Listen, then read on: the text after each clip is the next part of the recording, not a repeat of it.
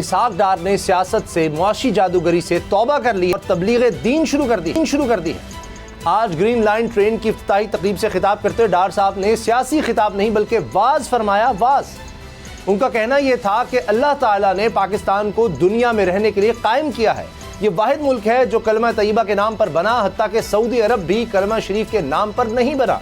अगर अल्लाह ने पाकिस्तान बनाया है तो इसकी मुआशी तरक्की, खुशहाली भी अल्लाह ताला के जिम्मे है। ये तो बहुत ही मईशत को नुकसान पहुंचाया है इन्होंने आर्टिफिशियल ये करके। ये तो पुराना पाकिस्तान के फार्मूले थे ना, जो पहले भी ये करते रहे थे। और हमारे ये मैं तो बहुत दफ़ा कह चुका हूँ कि 13 से लेकर 17 तक जो इन्होंने एक्सपोर्ट्स को नुकसान पहुंचाया और इंपोर्ट्स बढ़ी, वो 33 अरब रुपए का, जब 33 बिलियन डॉलर का टीका लगाया था इन्होंने उस वक्त। सवाल ये उठता है कि इलेक्शन कमीशन वो करेगा जो पीडीएम चाहेगी, लेकिन सवाल यहाँ पर ये है ना कि खान साहब क्या करेंगे। सब्सक्राइब करें और बेल दबाएं ताकि कोई खबर रह न जाए।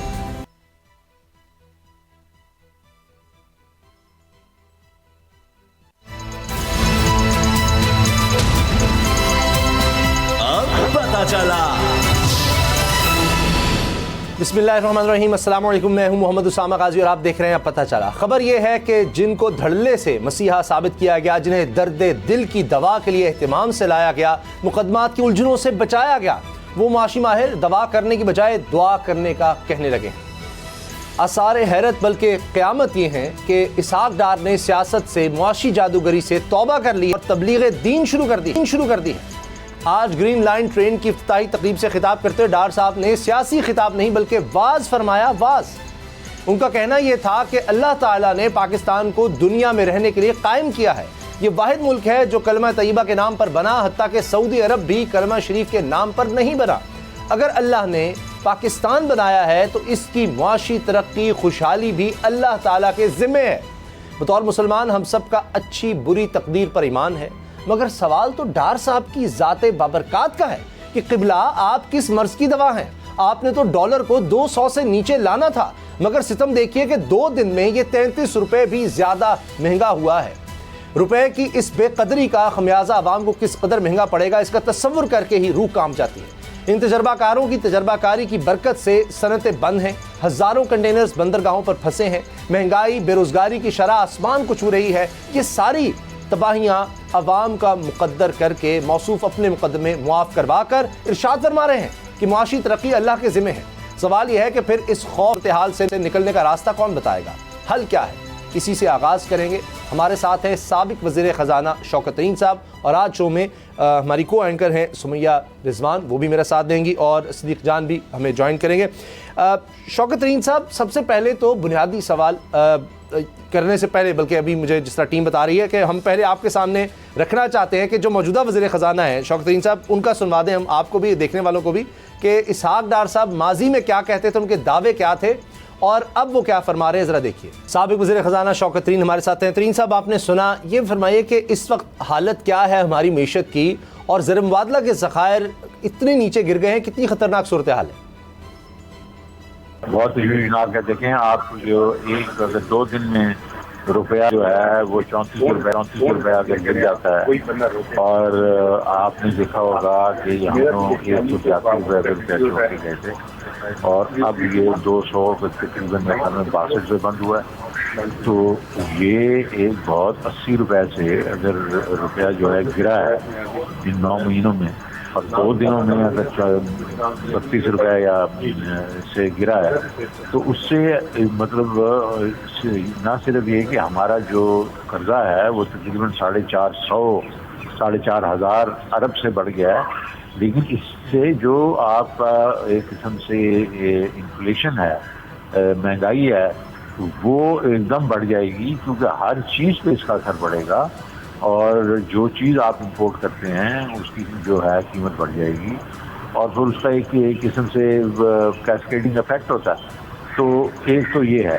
दूसरा, आप देखें कि अभी इसकी वजह से ये जो रुपया गिरा है, इसकी वजह से लोगों की, ये जो लोग इंपोर्ट करके अपनी चीज़ें बनाते हैं, उनकी कॉस्ट बढ़ जाएगी।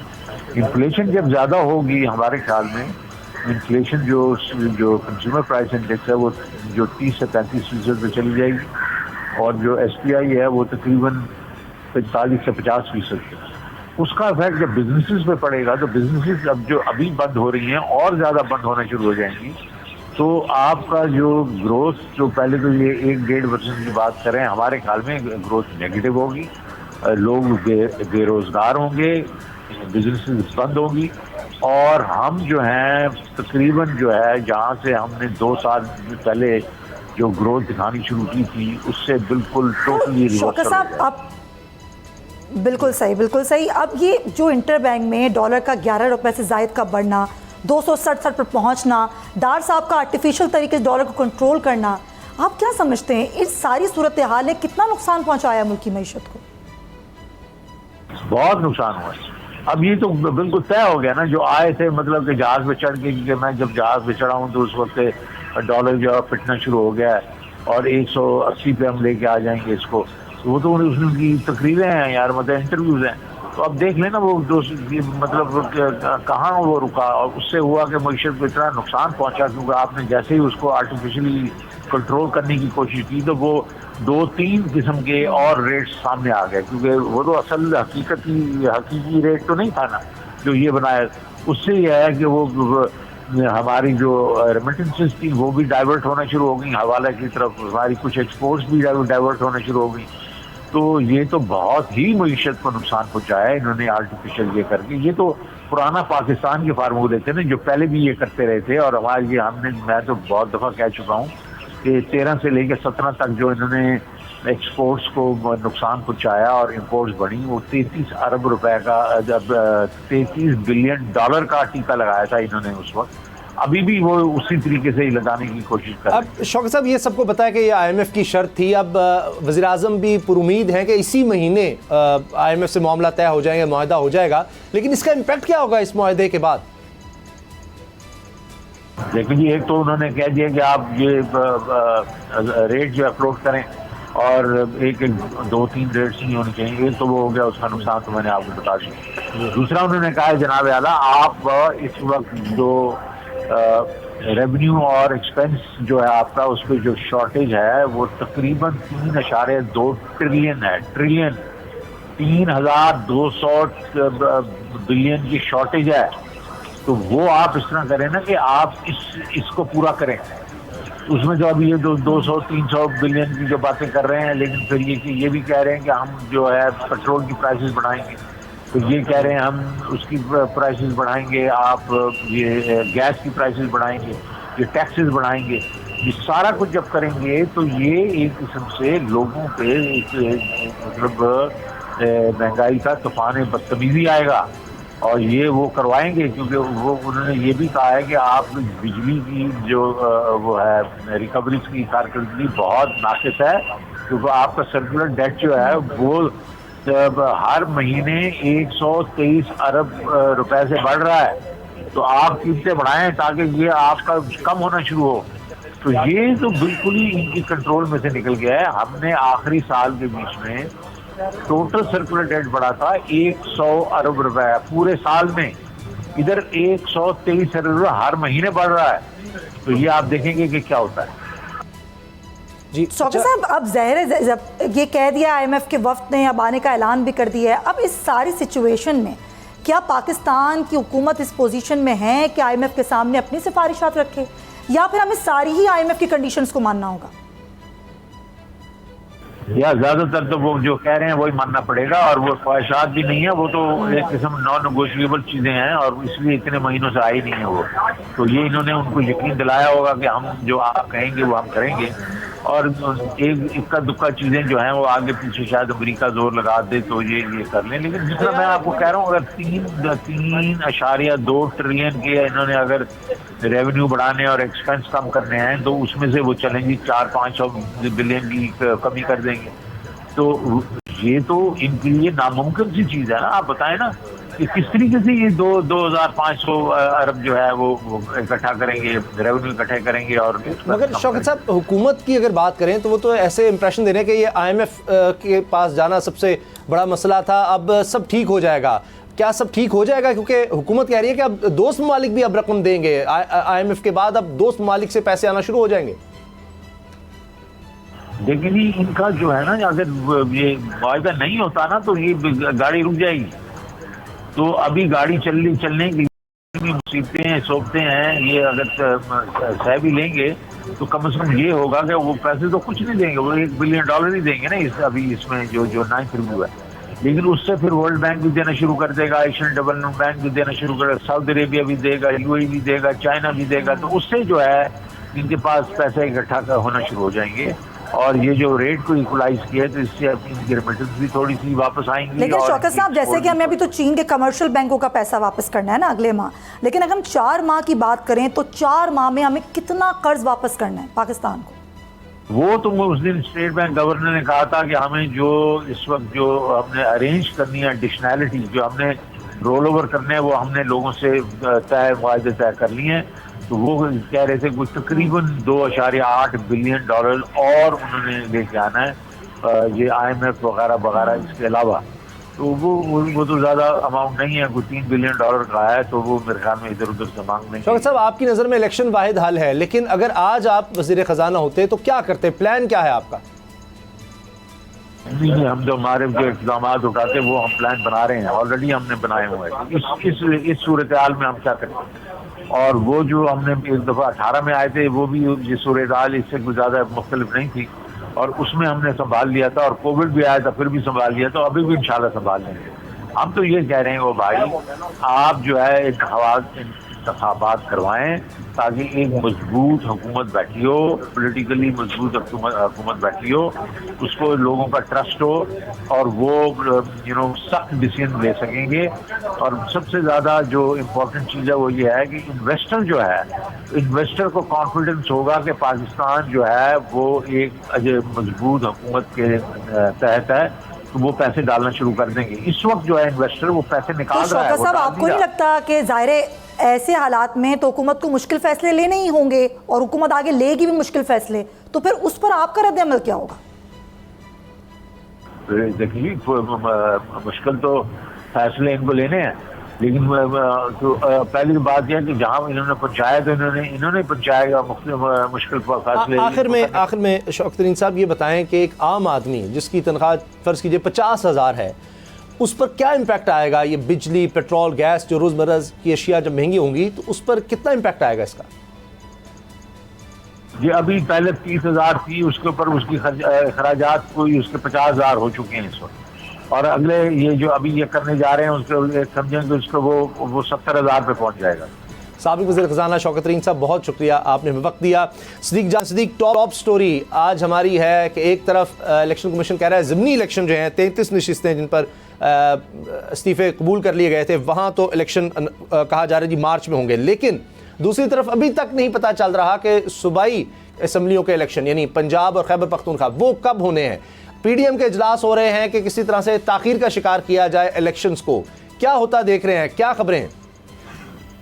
देखिए, इलेक्शन कमीशन पूरा टाइम दे रहा है पीडीएम को आपको पता ही है, फिक्स मैच होता है। इलेक्शन कमीशन पूरा टाइम दे रहा है हुकूमत को, पीडीएम को, कि वो फैसला कर लें कि उन्होंने क्या करना है। उनका जो फैसला होगा इलेक्शन कमीशन ने तो उसके मुताबिक चलना है। वरना मुझे बताएं कि कितने दिन हो गए हैं, इतना टाइम गुजर गया है, अभी तक गवर्नर ने टाइम नहीं दिया, जो इलेक्शन की तारीख नहीं थी, तो अब तक तो इलेक्शन कमीशन को कोई ना कोई आगे अमल करना चाहिए था। वो गवर्नर जो कहते जो भी आइन और कानून के मुताबिक वो करते, लेकिन मसला ये है कि इलेक्शन कमीशन जो इस वक्त इस हद तक तहरीक इंसाफ के खिलाफ चला गया है कि उनके सेक्रेटरी जो हैं वो FIR कटवाते फिर रहे हैं, और वो आज जनाब उनके जो वकील हैं वो ये चाहते थे कि फवाद चौधरी का मजीद जिस्मानी रिमांड दिया जाए, बल्कि उसके पीछे वो इमरान खान और बाकी लोगों को भी मुलविस करना चाहते थे। तो जहाँ तक इलेक्शन कमीशन इस हद तक पर्सनल हो जाए और इस हद तक चला जाए इमरान खान के खिलाफ, और फिर उसके बाद आप ये देखें कि मोहसिन नकवी को जिस तरह से इन्होंने लगाया, तो इस सारी सूरत हाल में ये बात बड़ी वाज़ेह है कि इलेक्शन कमीशन वही करेगा जो PDM के फायदे में होगा, जो PDM के मफाद में होगा। आइन इजाज़त देता है नहीं देता, कानून इजाज़त देता है नहीं देता, लेकिन अब ये मामला क्योंकि ऑलरेडी अब सुप्रीम कोर्ट में आज पहुंच गया है, अब फैसला इसके ऊपर सुप्रीम कोर्ट ने करना है, अदलिया ने करना है, और जैसे इमरान खान ने कहा भी कि पूरी कौम जो है बदले की तरफ देख रही है। और लेकिन दूसरी तरफ PDM बहुत कॉन्फिडेंट है वो कहते हैं कि फैसला हो गया है, 3 फैसले वो कहते हैं हो गए हैं। एक वो कहते हैं फैसला हो गया है कि इमरान खान की सियासत में अब कोई जगह नहीं है, इमरान खान दोबारा इक़्तिदार में नहीं आ सकते।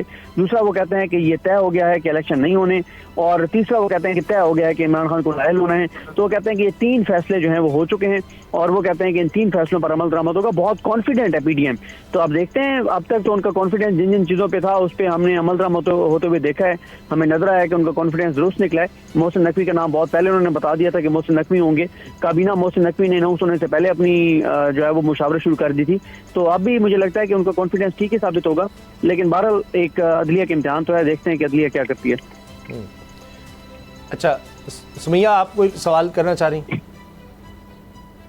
नहीं, मैं तो बस ये समझती हूँ जो अभी सिद्दीक ने बात की वो बिल्कुल ठीक है। सिद्दीक, सवाल ये उठता है कि इलेक्शन कमीशन वो करेगा जो पीडीएम चाहेगी, लेकिन सवाल यहाँ पर ये है ना कि खान साहब क्या करेंगे। खान साहब तो ज़ाहिर है खुद समझते हैं ना कि इलेक्शन कमीशन एक बाइस्ड इदारा है, और अगर इसी की अम्ब्रेला तले आगे इलेक्शंस होते हैं, चाहे वो सूबाई असम्बलियों के हों, चाहे अभी आज जो 33 नशिस्तों पर इंतखाबात का शेड्यूल जारी हुआ है, या फिर आगे जनरल इलेक्शंस हों, तो सवाल तो यहाँ ये बनता है ना, खान साहब उन इलेक्शंस के रिजल्ट्स को मानेंगे, नहीं मानेंगे, फिर नहीं मानेंगे तो फिर क्या होगा?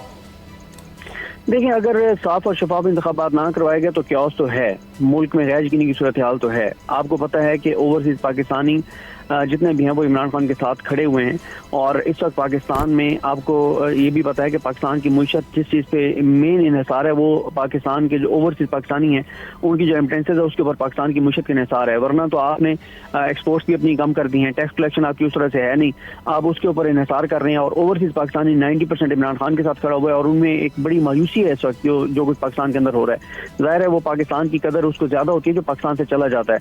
उनको अंदाज़ा है कि अपना मुल्क कितनी बड़ी नेमत है, और वो चाहते हैं कि पाकिस्तान मजबूत हो, मुस्तहकम हो, आगे जाए, ताकि खुदा न खास्ता कल को कोई भी किसी और मुल्क में उनके लिए परेशानी होती है तो वो आके अपने घर अपने मुल्क में रह सकें। लेकिन हर आने वाले दिन के साथ मायूसी बढ़ती चली जा रही है और मुस्तकबिल में अंधेरा नजर आता है। मुझे एक बात बताएं कि जो आखिरी सवाल था उसामा गाजी साहब का, जिसका शौकत अलीम साहब ने जवाब दिया कि जिसके घर का खर्चा 30,000 था वो 50,000 हो चुका है, और जिसका इस वक्त 50,000 है वो 17,000 हो जाएगा। तनख्वाहें तो कम हो रही हैं, अखराजात बढ़ रहे हैं, तो आप किस तरफ लेके जा रहे हैं मुल्क को, आप किस तरह लेके जा रहे हैं लोगों को? ये तो बहुत ही खौफनाक सूरत हाल है, और ये लावा जो सख्त उबल रहा है, ये जब फटेगा तो सूरत हाल बहुत ज्यादा खराब हो सकती है। और इसमें जो एक और है कि देखें, सब ये कहते हैं लोग नहीं निकलते, ये बात उनकी दुरुस्त है कि 36 घंटे बिजली बंद करके देख ली, लोग नहीं निकले, महंगाई करके देख ली, लोग नहीं निकले, लोगों को तबाही और बर्बादी और लोगों के ऊपर जिंदगी तंग कर दी गई, लोग नहीं निकले, लोग खुदकुशियां कर लेते हैं, बाहर नहीं निकलते। ये कॉन्फिडेंस हुकूमत का ठीक है, ये अंदाजा लगाने वालों का अंदाजा गलत नहीं है। यहाँ पे उनको बिल्कुल आपको उनको जो बात फैक्ट है वो फैक्ट है, जो दुरुस्त है वो दुरुस्त है, उसको मानना चाहिए। लेकिन बात यह है कि जब लोग अपने बच्चों का खाना पूरा नहीं कर पाएंगे तो फिर वो कुछ ना कुछ तो करेंगे ना। वो क्या करेंगे? क्या वो श्रीलंका वाला काम करेंगे या कोई और करेंगे? ये अब आने वाला वक्त बताएगा। आज भी सिद्दीक मेरी बात हो रही थी एक साहब से, तो उन्होंने बताया कि अभी तो किसी को अंदाजा ही नहीं है कि होने क्या वाला है। तो ये तो भी सिर्फ खबरें हैं ना कि डॉलर जो है उसकी कदर इतनी ज़्यादा बढ़ गई है, तारीख की बुलंद तरीन सतह पर चली गई। इसका इम्पैक्ट तो भी आने वाले दिनों में, हफ्तों में, महीनों तक आते रहना है। तो अब उसके बाद तो पता नहीं क्या हालात हो जाएंगे। और जिस तरह आप कह रहे हैं कि जी अभी जो प्लान्स हैं वो तो हो रहे हैं, लेकिन आइन में तो कोई गुंजाइश नहीं है किसी भी तरह से डिले करने की। और शायद इसीलिए आसिफ जरदारी साहब भी इस पर रिलक्टेंट है, जो खबरें आ रही हैं कि वो कहते हैं अच्छा मुशावरत करते हैं पार्टी के अंदर कि ये किस तरह हम सूबाई इलेक्शंस जो हैं इनको आगे लेकर जाएं। ये एक कॉन्स्टिट्यूशन क्राइसिस बन जाएगा। बिल्कुल ऐसी है। बल्कि उसामा, आपको नहीं लगता? जी सुमैया। हाँ, नहीं बोले सिद्दीक, आप बोले।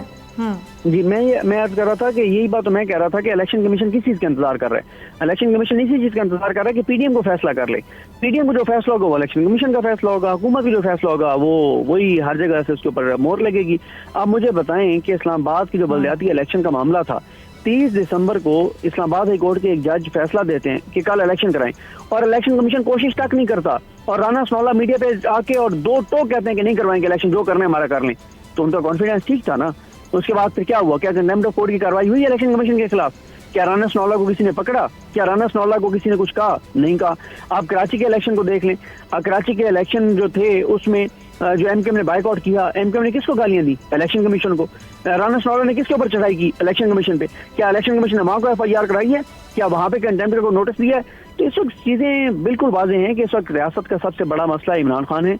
इमरान खान का रास्ता रोकना है, उसके लिए हमें कोई भी आइन से खिलवाड़ करना पड़े, कानून से खिलवाड़ करना पड़े, मुल्क को कोई भी उसकी कीमत अदा करनी पड़े, कौम के साथ जो भी हो मुस्तकबिल तारीख हो जाए, मुल्क की सलामती दांव पे लग जाए। और ये देखें, मैं बार बार ये बात इसकी वजाहत करता हूँ कि हम नहीं कह रहे, माहिरीन मुईशत टीवी पे बैठ के कह रहे हैं, बड़े बड़े चैनल्स पे बैठ के ये बात कह रहे हैं कि मुल्क की सलामती से खतरे में।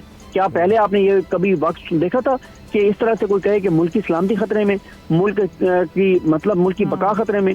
तो किस नहज पे आप ले आए? और इमरान खान ने आज बहुत अहम बातें की हैं प्रेस कॉन्फ्रेंस में, जो कौम से उन्होंने खिताब किया कि भाई जो सिद्दीक, जो कि आपने वो प्रेस कॉन्फ्रेंस का जिक्र किया है, उसमें उन्होंने एक बड़ा इल्ज़ाम भी लगाया है कि जो 4 लोग उनको कत्ल करवाना चाहते हैं उनमें आसिफ जरदारी भी हैं, और ये भी कह दिया है कि जी आसिफ जरदारी ने किसी दहशतगर्द तंजीम को पैसे दिए हैं कत्ल करवाने के लिए। दूसरी तरफ खबर यह है कि सिक्योरिटी भी इमरान खान साहब की कम कर दी गई है या उनसे वापस ले ली गई है, जो एक साबिक वज़ीर आज़म को मिलती है। इसी बारे में हम इनसाइड स्टोरी में ब्रेक के बाद बात करेंगे। न्यूज़ अपडेट्स के बाद मिलते हैं।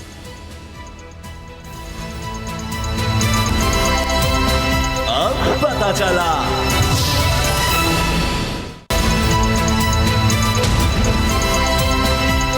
पता चला। इनसाइड स्टोरी पे बात करते हैं। इमरान खान साहब की जानिब से साबिक सदर आसिफ अली जरदारी पर यह इल्ज़ाम लगाया गया है कि आसिफ जरदारी ने किसी दहशतगर्द तंजीम को रकम दी है इमरान खान साहब को कत्ल करवाने के लिए। और दूसरी तरफ ये भी खबरें हैं कि इमरान खान साहब की सिक्योरिटी कम कर दी गई है, उनसे सिक्योरिटी वापस ले ली गई है, यानी निगरान सेटअप आ चुका है पंजाब में भी, खैबर पख्तूनख्वा में भी, और दोनों तरफ से उनसे सिक्योरिटी वापस ली गई है। सदीक जान, ये तो फिर बड़ी खतरनाक बात है, क्योंकि इमरान खान साहब पर अभी कुछ ही अर्सा पहले कातलाना हमला भी हुआ और उसके बाद ये सब कुछ हो रहा है।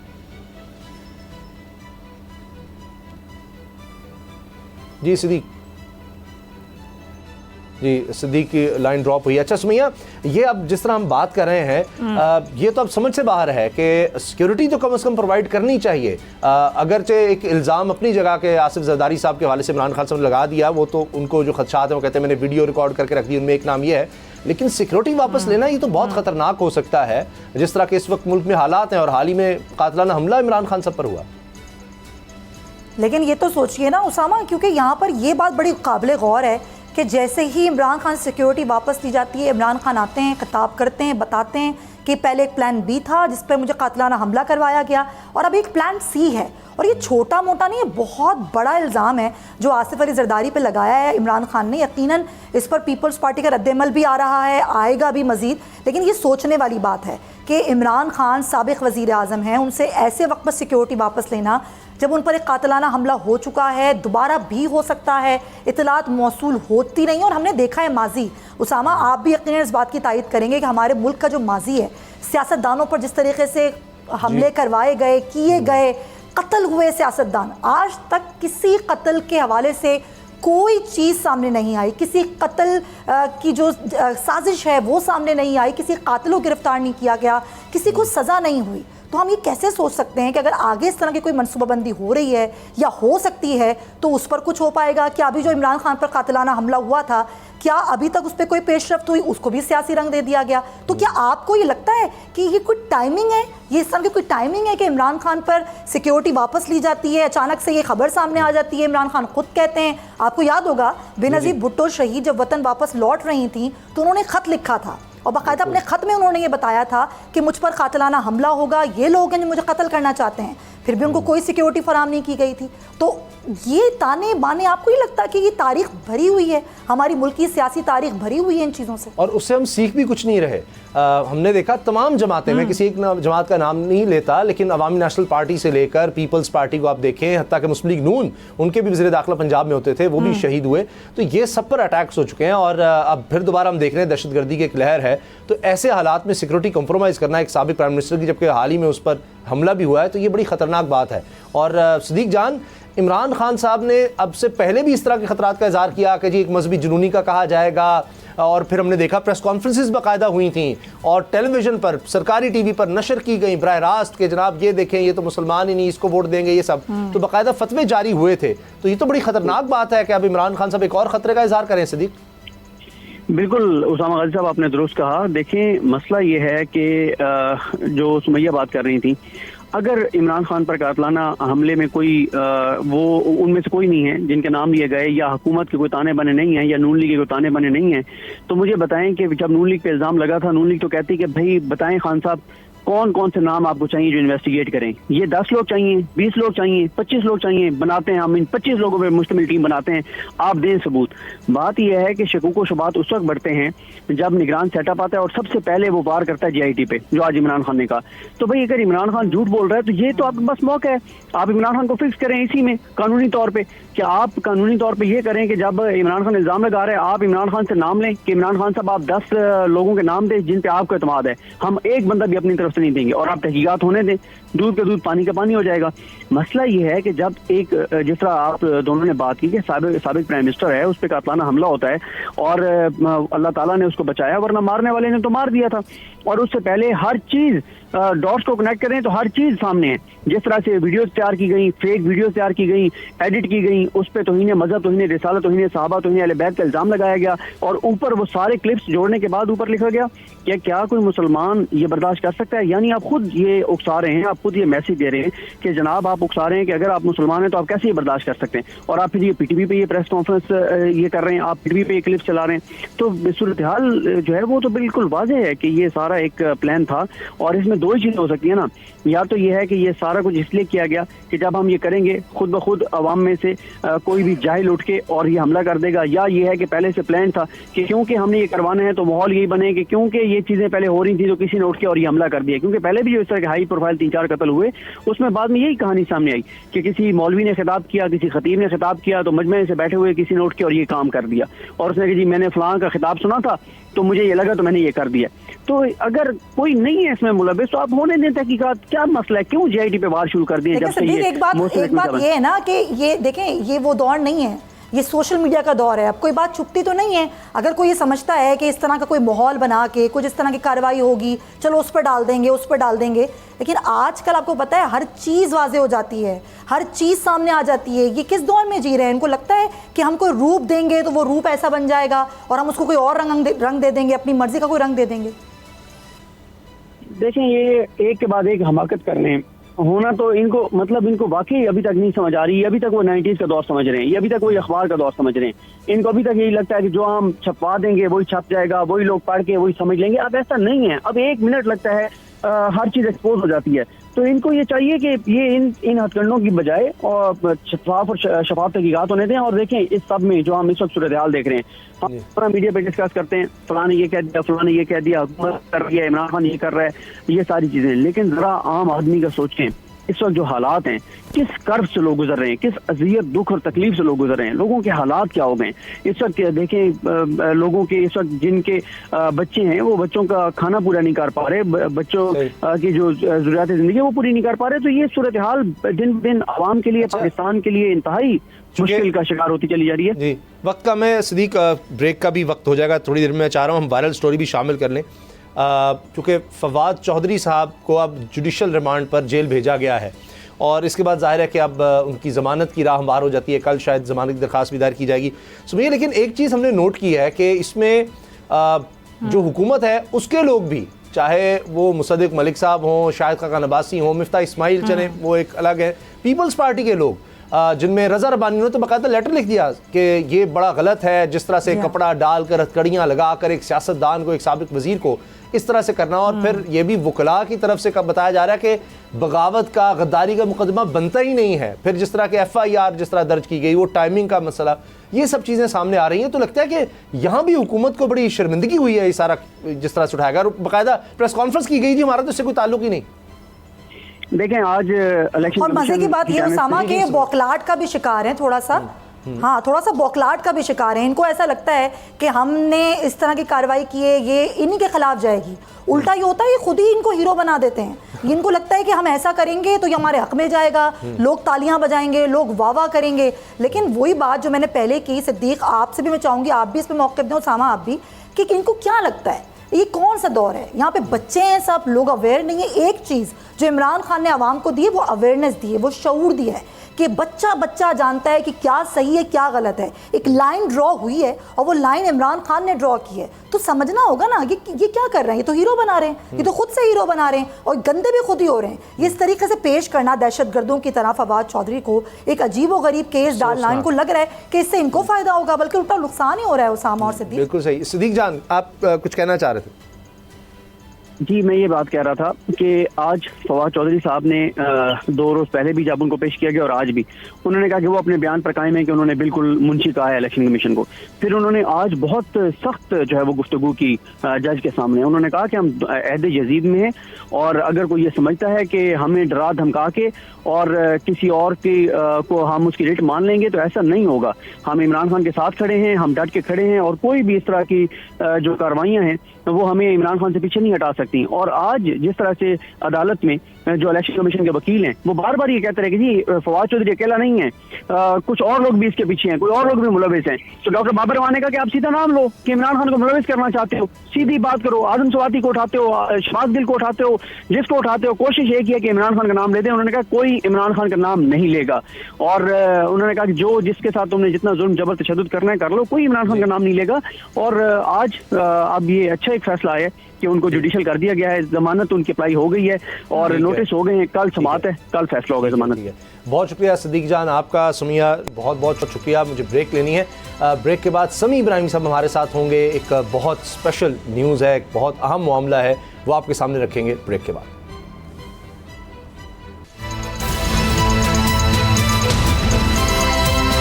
अब पता चला। बोल को एक दफ़ा फिर दबाव में लाने की कोशिश हो रही है। बोल की रेटिंग को रोका गया है, जबकि बोल की ख्वाहिश ये होती है कि साफ शफाफ तरीके से हर काम हो। रेटिंग का भी मामला, जिस तरह जितने भी लाइसेंस जिन चैनल्स को हासिल हैं उन सब की रेटिंग सामने आए, इसके लिए बोल ने कोशिश की। अब इसकी पादाश में बोल न्यूज़ की रेटिंग को बंद किया गया। समी इब्राहिम साहब मेरे साथ हैं। समी इब्राहिम साहब, ये एक और कोशिश है कि किसी तरह से बोल को दबाव में लाया जा सके, बातें मनवाई जा सकें। बिल्कुल, ये कोशिश यही है कि बोल को बंद किया जा सके, उसका जो कंटेंट है उसको अपनी मर्जी से रेगुलेट किया जा सके।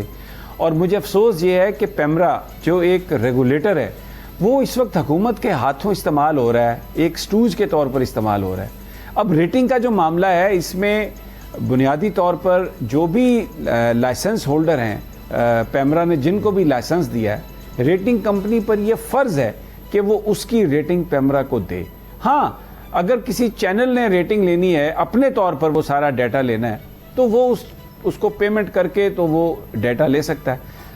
हमारे चैनल ने हर तमाम जो कानूनी रिक्वायरमेंट्स हैं वो पूरी की हैं, लेकिन इसके बावजूद जब ये देखा कि अब इस वक्त जो बोल है वो टॉप चैनल में आ गया और उसका जो कंटेंट है लोग उसको देख रहे हैं, तो हमें दबाव में लाने के लिए, देखिए किसी भी चैनल का जो खर्चा चलता है वो इश्तिहारात से चलता है और वो रेटिंग पे डिपेंड करता है। तो इन्होंने ये कोशिश की बड़े तरीके से, पहले तो बंद कर देते थे, केबल ऑपरेटर्स पर रोक डालते थे गैर कानूनी तौर पर। अब इन्होंने कहा कि जी इसका मुआशी गला हम घूंट दें और उसके लिए रेटिंग देना बंद कर दी ताकि एडवर्टाइज़र ना दे सके। अगर रेटिंग नहीं आ रही तो एडवर्टाइज़र कैसे देगा, इश्तिहार कैसे देगा चैनल को। एक ही बात है जो आपने कही कि बोल की बा दिया जाए, जो हक सच इस वक्त बोल दिखा रहा है। हम तो पाकिस्तान की आवाम के साथ हैं और जो पाकिस्तान की आवाम चाहती है, जो कह रही है, वो हम दिखाते हैं। तो इस पर बड़ी तकलीफ है। चाहते ये हैं कि उनकी मर्जी का कंटेंट हम नशर करें, उनकी मर्जी के एंकर भर्ती करें, उनकी मर्जी की स्टोरीज चलाएं, लेकिन ऐसा होएगा नहीं। हम पहले भी लड़ते रहे, जैसे आपने कहा, अब भी लड़ रहे हैं क्योंकि पाकिस्तान के अवाम हमारे साथ हैं। इंशाअल्लाह अल्लाह ताला की भी रहमत हम पर होगी और हम ये जो हथकंडे हैं इनको हम नाकाम बनाएंगे। पहले भी समी साहब ये कोशिशें हो चुकी हैं कि जी इसको हटा दो, इसको नहीं करने देना प्रोग्राम, और फिर बोल न्यूज़ इंतजामिया की तरफ से बाकायदा ये कहा गया, प्रेस रिलीज आई कि ऐसा हम कुछ नहीं करेंगे, आप पर केसेस हुए, ये सब हमने देखा। क्या इसमें माफिया का भी किरदार है कि जब नज़र आ गया सोशल मीडिया, डिजिटल मीडिया का दौर है कि सबसे ज़्यादा तो बोल न्यूज़ देखा जा रहा है, सब अगर आप पैमाने देख लें उस लिहाज से, और वो छुप नहीं सकता, तो ये कहा कि अच्छा रेटिंग ही बंद कर दो ताकि कोई इश्तिहारात की वजह से इस पर दबाव आ जाए। जी बिल्कुल यही है। अब देखें हमारे जो एंकर्स हैं, इमरान रियाज साहब देखें, वो माशाल्लाह टीवी पर भी हैं, फिर उधर सोशल मीडिया पर भी हैं। जमील फारूकी साहब भी देख लें, उनकी भी फॉलोइंग है। फिर आप आ जाएं देख लें, डॉक्टर फ़िज़ा को देख लें, उनकी भी फॉलोइंग है। तो अब हमारा जो चैनल का सोशल मीडिया जो है वो भी अल्हम्दुलिल्लाह जो टॉप में हम लोग जा रहे हैं। तो प्रॉब्लम यही है, लोग आप देखें गैल्वनाइज हो जाते हैं जब भी इमरान खान साहब तकरीर करते हैं या कोई इस तरह की बात होती है। असल मुद्दा ये है कि इमरान को दिखाना बंद करो। क्यों फवाद चौधरी पर आपने ट्रांसमिशंस की हैं? क्यों आपने पीछे जो सारी जो चीज़ें हैं वो आप दिखाते हैं? आज़म स्वाति की आपने दिखाई, शहबाज गिल की आपने दिखाई, आप पूरा उनके जलूस दिखाते हैं, जलसे दिखाते हैं। ये मत दिखाएं। अब ये तकलीफ है हुकूमत को और उसके लिए वो कैमरा को इस्तेमाल कर रहे हैं। हम तो नहीं रुकेंगे ये दिखाने के लिए, जो मर्जी हो जाए। जब तक हमारे पास ये सांस है, ये इलेक्ट्रिसिटी चल रही है, ये चैनल चल रहा है, हम ये चीज़ें दिखाते रहेंगे। हम चुप होने वाले नहीं हैं। बहुत शुक्रिया समीम बिन नईम साहब। और इंशाअल्लाह इस तरह पहले इतनी बावजूद के इतने हथकंडों के बावजूद बोल न्यूज़ पहले से ज़्यादा मजबूत हुआ, मकबूल हुआ। इंशाअल्लाह ये सिलसिला आपके ताउन से, आपकी दुआओं से जारी रहेगा। इजाज़त दीजिए, अल्लाह हाफ़िज़।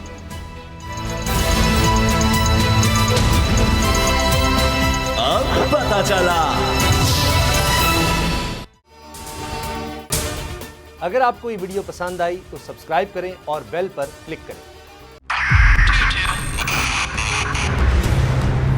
2022 बहुत सारे तोहफे भी देखे गया पाकिस्तान की आवाम को। पाकिस्तान की आवाम को एक तोहफा ये दिया कि आवाम को पता चल गया कि पाकिस्तान का मीडिया क्या है। साल 2022 में सबसे ज्यादा देखे जाने वाला चैनल बोल न्यूज रहा नंबर 1। हमने बहुत सारे शोज और ट्रांसमिशंस की। पूरा साल मुसलसल जदोजहद में निकल गया कि ये वोट ऑफ कॉन्फिडेंस के पीछे कौन लोग थे। तोड़े रेटिंग के सभी रिकॉर्ड। सोशल मीडिया पर भी सबसे ज्यादा तेजी से 2.4 बिलियन व्यूज का संगे मील अबूर किया। एंकर्स को भी आवाम में सबसे ज्यादा मकबूलियत मिली और सोशल मीडिया पर भी बोल रहा सब पर भारी। सब्सक्राइब करें और बेल दबाएं ताकि कोई खबर रह न जाए।